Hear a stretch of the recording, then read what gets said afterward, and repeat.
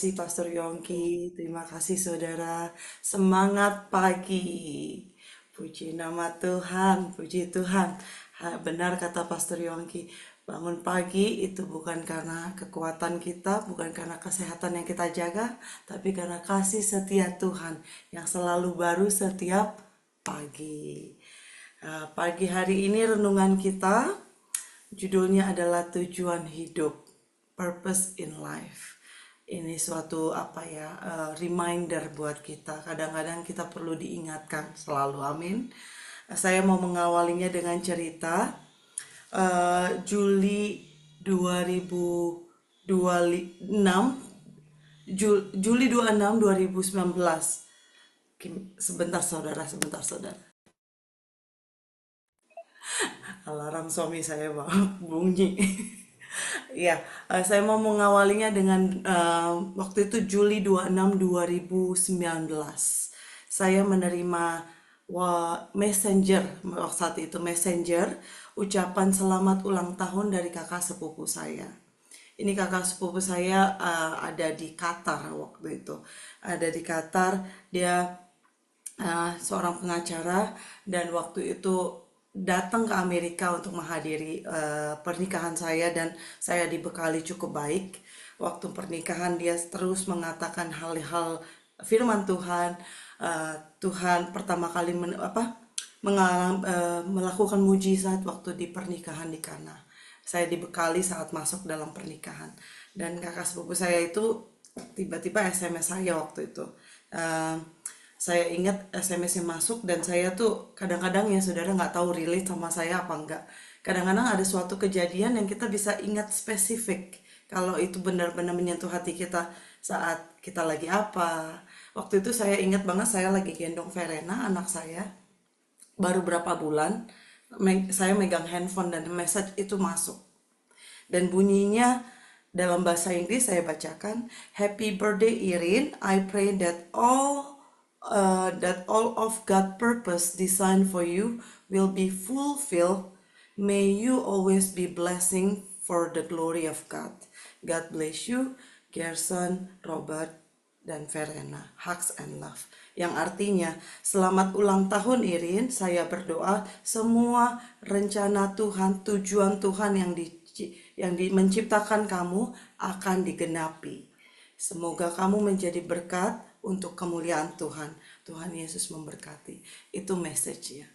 Dan waktu saya baca itu, saya ingat banget waktu saya gendong Verena, mau tidurin dia malam hari, langsung deh saya aminkan. Amin, amin, amin terjadi di dalam nama Tuhan Yesus dan saya langsung melihat muka Verena.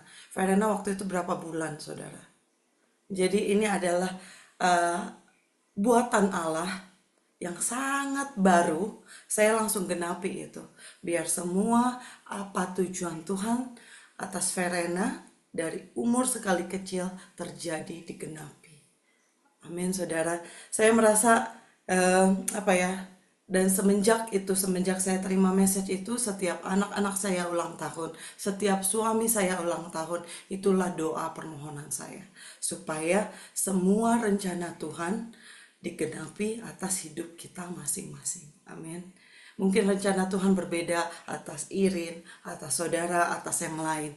Tapi semuanya itu, mari sama-sama pagi ini kita belajar seperti kita balik lagi ya, seperti AC di rumah kita untuk mendinginkan ruangan.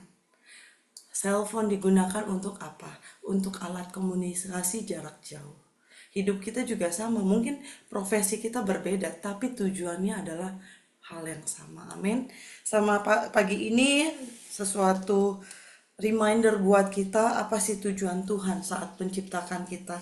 Kita mau belajar firman Tuhan. Kita buka firman Tuhan di Yesaya 43 ayat 7. Yesaya 43 ayat 7. Saya mau membacakannya dari terjemahan baru. Yesaya 43 ayat 7. Semua orang yang disebut dengan namaku, yang kuciptakan untuk kemuliaanku, yang kubentuk dan juga kujadikan.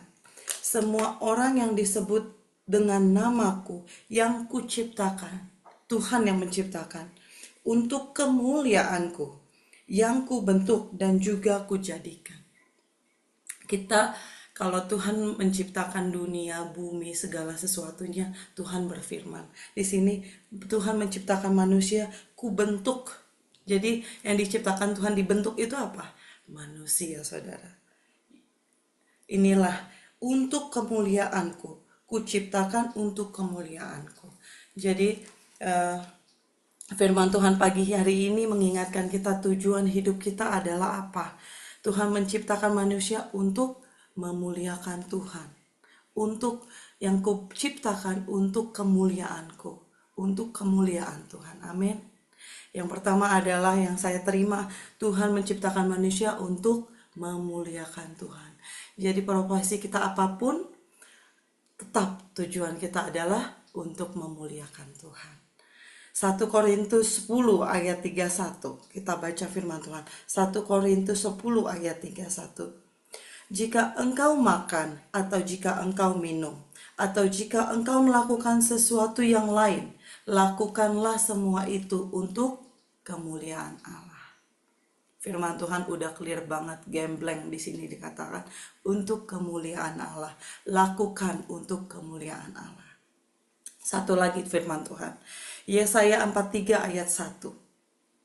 Yesaya 43 ayat 21. Umat yang telah kubentuk bagiku akan memberitakan kemasyuranku. Ini 3 ayat, banyak ayat lagi. Udah jelas tujuan hidup kita. Tuhan menciptakan kita untuk memuliakan Tuhan. Tujuan ciptaan manusia adalah untuk memasyurkan Dia, untuk memuliakan Dia, untuk mengagungkan Dia, untuk worship God. Amin. Saudara, kata worship pertama di Alkitab muncul itu di Kejadian 22 ayat 5. To worship. Saya bacakan firman Tuhan. Kejadian 22 ayat 5. Ini adalah saat Abraham menerima firman untuk mengorbankan atau memberikan persembahan, yaitu anaknya ke hadapan Tuhan. Kata Abraham kepada kedua bujangnya itu, tinggallah kamu di sini dengan keledai ini. Aku beserta anak ini akan pergi ke sana. Kami akan sembahyang. Sesudah itu kami akan kembali kepadamu. Kami akan sembahyang. Pertama kali di Alkitab muncul sembahyang. Dalam bahasa Inggrisnya saya bacakan. And Abraham said to his young man, stay here with the donkey, while I and the boy go over there.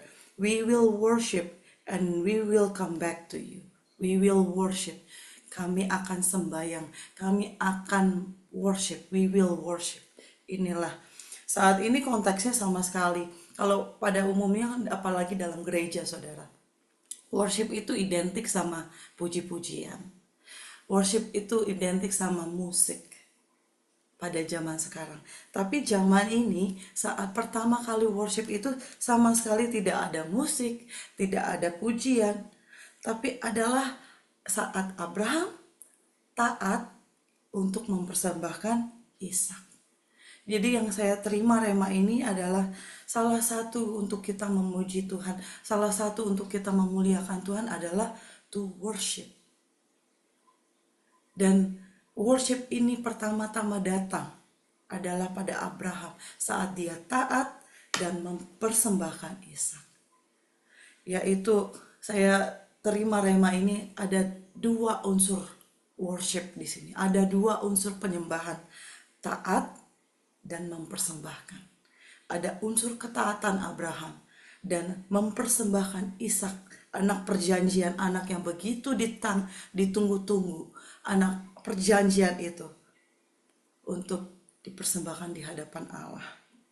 Jadi worship itu ada 2 unsur utama, saudara. Saat kita menyembah Tuhan, biarlah 2 unsur ini seperti mata uang, sama-sama, tidak ada yang absen. Yaitu pertama ketaatan, seperti Abraham taat mempersembahkan Ishak. Kedua adalah mempersembahkan. Mempersembahkan itu apa sih, saudara? Offering di hadapan Tuhan. Ada sesuatu yang kita bawa, kita datang ke hadapan Tuhan bukan tangan kosong. tapi ada yang kita bawa. Persembahan bagi Tuhan. Itulah unsur worship, ketaatan dan mempersembahkan. Persembahan apa yang kita bisa bawa? Hidup kita. Hidup kita yang memuliakan Tuhan. Ketaatan kita pribadi kepada pribadi yang kita sembah. Dan persembahan yang kita bawa untuk dipersembahkan kepada Tuhan yang kita sembah. Yaitu apa? Hidup kita, mazmur kita, rasa hormat kita kepada Tuhan. Itulah bentuk offering penyembahan kita di hadapan Tuhan. Amin saudara. Saat kita menyembah Tuhan, kita itu memuliakan Tuhan. Kita itu worship Tuhan, worship God. Tuhan disenangkan atas penyembahan kita. Penyembahan yang apa? Ketaatan. Penyembahan yang seperti apa? Hidup yang kita bawa di hadapan Tuhan. Amin saudara. Itulah garis. Kadang saudara saya ngelihat ya, banyak banget hidup itu semakin jahat. Banyak banget yang saya dengar, pokoknya ada yang financialnya mapan, tapi dia end up untuk memutuskan bunuh diri. Ada yang sudah ada pamor, ada fame, tapi tetap bunuh diri. Juga ada yang depresi saudara. Juga ada juga yang hidupnya tuh begitu aja. Semuanya yang saya lihat mungkin alasannya berbeda. Tapi ada garis benang merah yang saya perhatikan di sini adalah tujuan hidup. Tujuan orang-orang ini yang memutuskan untuk bunuh diri, orang-orang ini yang depresi itu kehilangan tujuan hidupnya. Biarlah pagi hari ini tujuan hidup kita jelas, amin. Apapun kondisi kita, apapun masalah kita, tujuan hidup kita harus jelas. Karena tujuan hidup yang jelas yang memampukan kita untuk keep going. Masalah di depan kita, hidupku diciptakan untuk memuliakan Tuhan. Amin.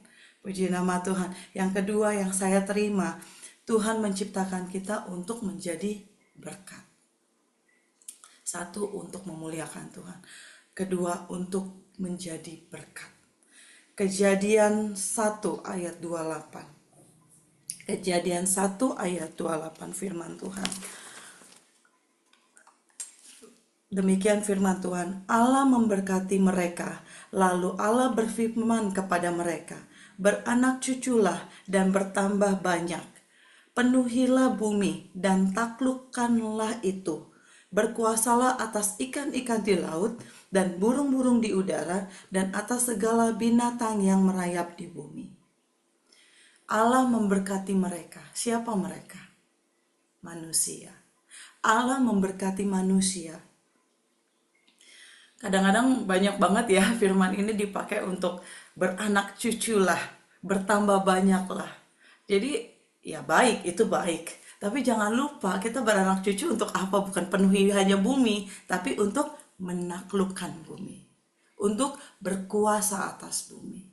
Bukan hanya memperbanyak bumi, tapi untuk menaklukkannya saudara. Ada message yang sangat powerful. Tuhan menciptakan kita bukan untuk jadi hamba, tapi untuk berkuasa. Amin saudara. Supaya hidup kita tuh, kita mulai persepsi yang berbeda. Kita itu emang Tuhan desain untuk jadi kepala. Tuhan menciptakan kita untuk menaklukkan bumi. Waktu saya baca firman Tuhan ini ada message yang berbeda. Saya sudah baca dulu, tapi saat ini saat baca, wow, ternyata Tuhan itu benar-benar create kita itu bukan sebagai hamba dari awal. Dari mula dia mau kita berkuasa. Amin. Tuhan mau kita menaklukkan bumi, berkuasa atas ciptaannya, berkuasa atas bumi yang Tuhan ciptakan.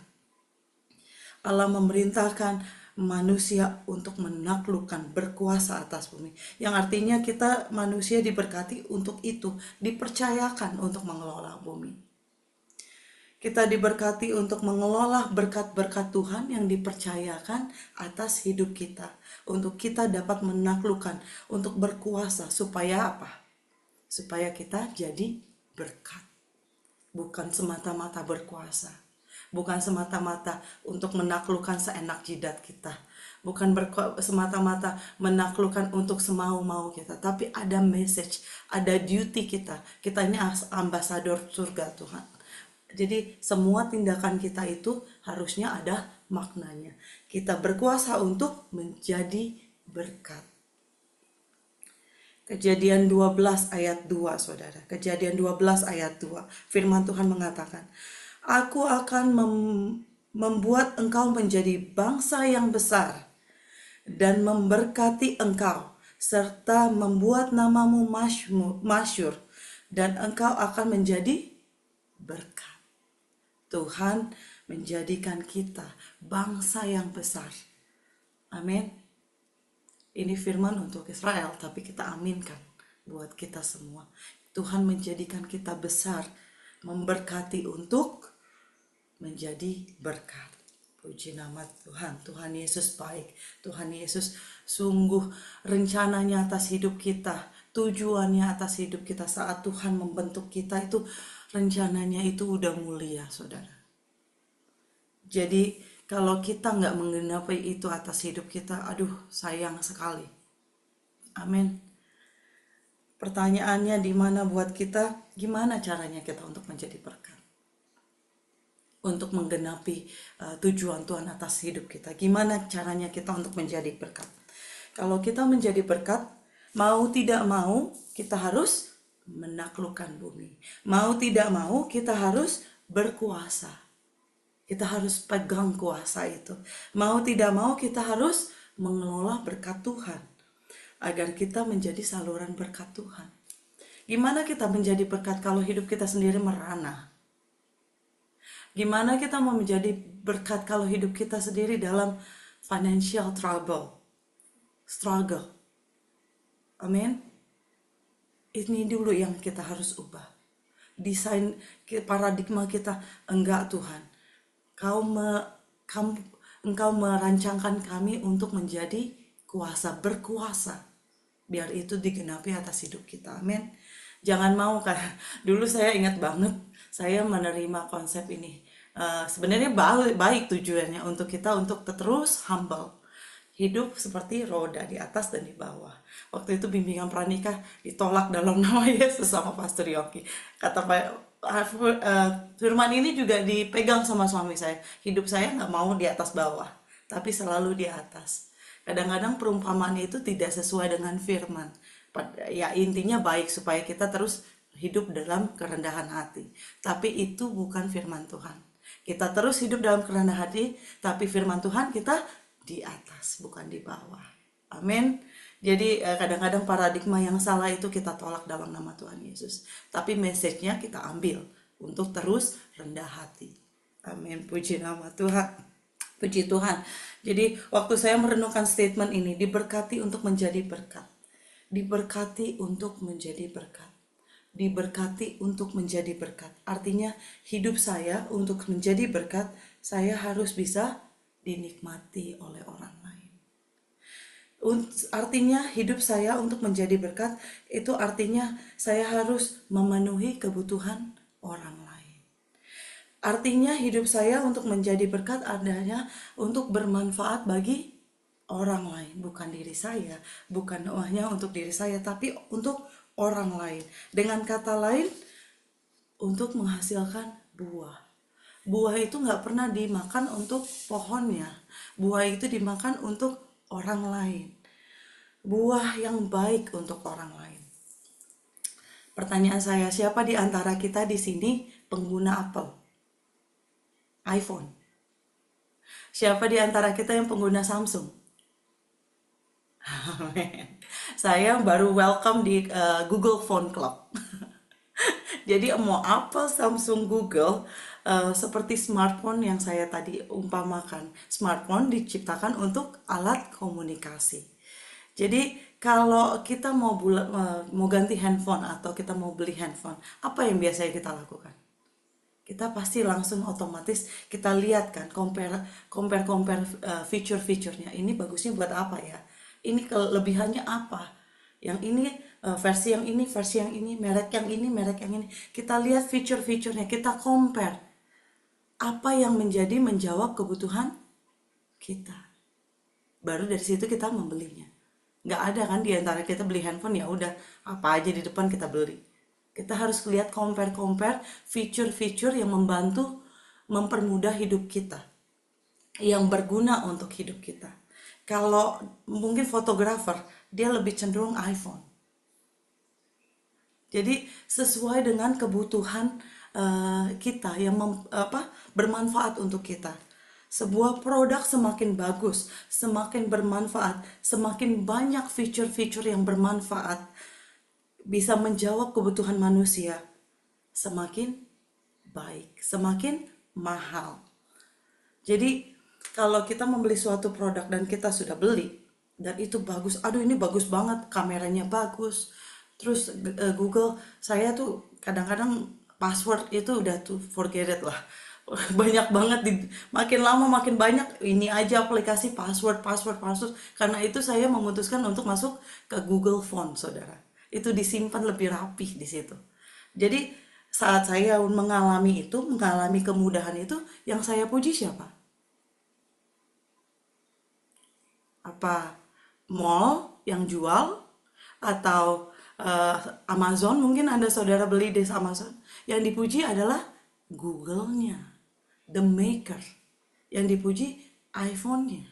Yang dipuji Samsung-nya, the maker. Sama juga kalau iklannya banyak, bagus sekali, tapi giliran kata pakai, loh kok begini? Saya telepon 3 jam udah panas. Meledak jangan-jangan. Yang kita caci maki siapa? Yang jual? Enggak kan? The maker. Sama halnya hidup kita. Kalau hidup kita bermanfaat untuk orang lain mencicipi buah itu, yang disembah siapa? Yang dipuji siapa? Tuhan Yesus, the maker. Sama firman Tuhan Matius 5 ayat 16. Matius 5 ayat 16. Demikianlah hendaknya terangmu bercahaya di depan orang, supaya mereka melihat perbuatanmu yang baik dan memuliakan Bapamu di surga. Caranya itu, saudara, ya supaya hidup kita memuliakan Tuhan. Berbuah, biar tuh orang lain mencicipi buah kita yang manis, supaya nama Tuhan dimuliakan. Puji nama Tuhan, puji Tuhan. Yuk sama-sama kita diingatkan pagi hari ini, kita mengelola berkat Tuhan, kita minta hikmat Tuhan untuk mengelola apa yang ada pada kita. Percayalah, itu buat Tuhan itu quantity itu hal sepele, saudara. Dia bisa mengubah yang kecil atau yang tidak ada menjadi ada. Jadi berkat Tuhan itu kuantitinya itu sepele. Tapi kalau hikmat Tuhan ada, kita dikasih hikmat untuk mengelola berkat Tuhan, Tuhan akan memberkatinya. Tuhan akan memberkati kita untuk menjadi berkat. Jadi kalau Tuhan memberkati kita, jangan lupa itu bukan berkat buat kita. Berkat untuk jadi berkat. Amin, saudara. Saya tutup dengan firman Tuhan Roma 11 ayat 36. Sebab segala sesuatu adalah dari Dia, oleh Dia, dan kepada Dia. Bagi Dialah kemuliaan sampai selama-lamanya. Semua yang ada pada kita, termasuk hidup kita, berkat-berkat yang Tuhan percayakan, dari Dia, dari Tuhan, untuk Dia, untuk kemuliaan nama Tuhan. Haleluya. Biarlah pagi hari ini kita diingatkan, hidup kita itu sebenarnya didesain begitu sangat mulia. Kita diciptakan untuk berkuasa. Orang-orang di sana mungkin di politik mengejar kekuasaan. Tapi firman Tuhan mengatakan kita diciptakan untuk berkuasa, menaklukkan bumi. Waktu saya baca ini, aduh, ternyata rencana Tuhan bukan hal yang sepele, bukan hal yang kecil, saudara. Untuk menaklukkan bumi, sesuatu yang besar, untuk menjadi berkat. Pertama, untuk menciptakan, untuk memuliakan Tuhan. Kedua, diciptakan untuk menjadi berkat. Izinkan saya berdoa. Terima kasih ya Bapa. Terima kasih buat tujuanmu yang mulia atas kami. Untuk kejadian kami ajaib dan kami tahu Tuhan. Biarlah pagi ini kami diingatkan kembali Bapa. Dari kebenaran firman-Mu. Tujuan hidup kami bukan tujuan hidup yang biasa, Tuhan. Kami berdoa Bapa supaya Engkau mendapati kami hidup dalam ketaatan, membawa hidup kami sebagai persembahan yang hidup, yang berkenan di hadapan-Mu, dan memuliakan nama Bapa kami di surga. Terima kasih Tuhan Yesus. Beri kami hati yang bijaksana, kemampuan untuk mengelola berkat yang Kau percayakan kepada kami, agar hidup kami bisa menghasilkan buah yang lebat, buah yang manis untuk orang-orang di sekitar kami, supaya nama-Mu dimuliakan Tuhan. Terima kasih Bapa, Engkau Tuhan yang memberkati kami, Engkau yang Tuhan yang memberkati kami, yang menjadikan kami berkat atas hidup kami Tuhan, supaya hidup kami memuliakan Engkau. Biarlah semua rencanamu, rancanganmu Tuhan atas hidup kami digenapi, supaya hidup kami berguna, berfungsi untuk kemuliaan, untuk kerajaanmu Bapa. Di dalam nama Tuhan Yesus, tutup bungkus kami hari ini, keluarga kami di dalam nama Tuhan Yesus, nama yang berkuasa dulu sampai sekarang dan selamanya. Di dalam nama Tuhan Yesus, jemaat Tuhan yang mengerti tujuan hidupnya katakan, amin.